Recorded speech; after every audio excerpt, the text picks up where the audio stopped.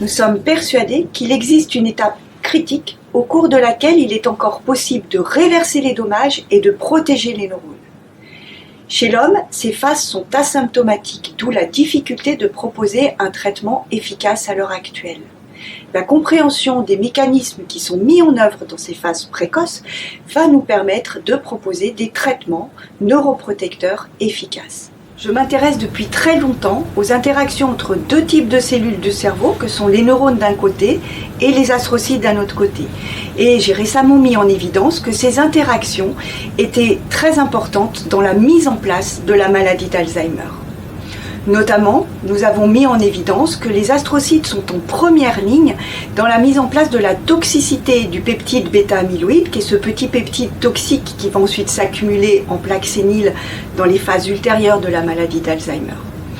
Et la toxicité de ce peptide bêta-amyloïde va activer un canal particulier qui est exprimé uniquement par les astrocytes au sein du cerveau. Et l'activation de ce canal va induire des dommages au niveau astrocytaire qui vont se répercuter ensuite au niveau des cellules neuronales.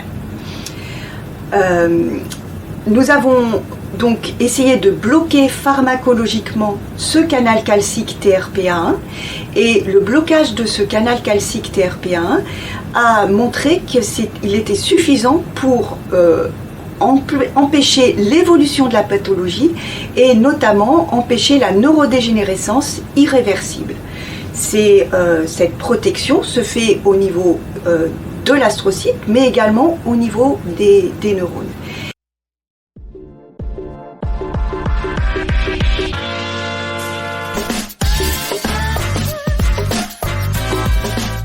Le projet financé par la Fondation Vaincre Alzheimer va maintenant nous permettre de comprendre de quelle manière le peptide bêta-amyloïde va activer le canal TRPA1 et quelles vont être les conséquences de cette activation. La compréhension de ces mécanismes va nous permettre de mieux comprendre les premières étapes critiques dans la mise en place de la maladie d'Alzheimer. La compréhension de ces mécanismes en fait est très importante parce qu'elle va nous permettre d'affiner les stratégies thérapeutiques futures.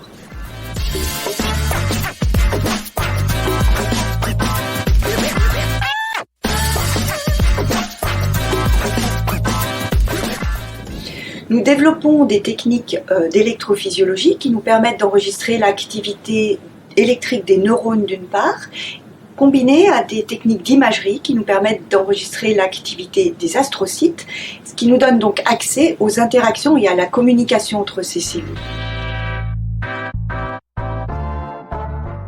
Le financement de la Fondation Vaincre Alzheimer va permettre de prendre en charge le salaire d'un étudiant en thèse pendant 3 ans. Cet étudiant en thèse aura en charge une grosse partie des manips liées à ce projet. J'aimerais remercier l'ensemble des donateurs qui font confiance à la recherche et qui nous permettent d'avancer dans nos travaux. Sans eux, il serait beaucoup plus difficile de mener à bien nos recherches. C'est un soutien inestimable pour nous chercheurs. Merci à vous tous.